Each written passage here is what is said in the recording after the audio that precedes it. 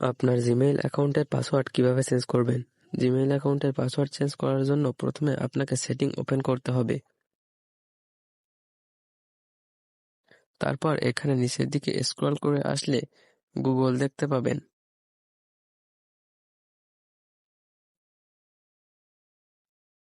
গুগলের উপর ক্লিক করবেন।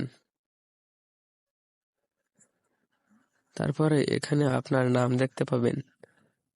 যে নাম দিয়ে জিমেইল খোলা আছে এই নামের উপর ক্লিক করলে আপনার ফোনে যে কয়টি জিমেইল লগইন দেওয়া আছে সবগুলো দেখা যাবে। এখান থেকে কাঙ্ক্ষিত জিমেইলটি সিলেক্ট করে গুগল অ্যাকাউন্টের উপর ক্লিক করতে হবে।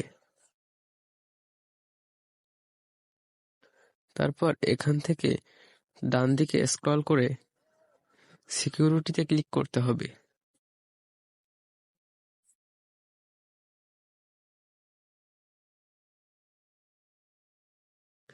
সিকিউরিটিতে আসার পর নিচের দিকে স্ক্রল করলে পাসওয়ার্ড নামের একটি অপশন দেখতে পাবেন।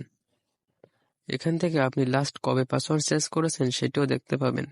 এটার উপর ক্লিক করলে এখানে নিউ পাসওয়ার্ড এবং কনফার্ম পাসওয়ার্ড টাইপ করে চেঞ্জ পাসওয়ার্ডে ক্লিক করলে আপনার পাসওয়ার্ড চেঞ্জ হয়ে যাবে।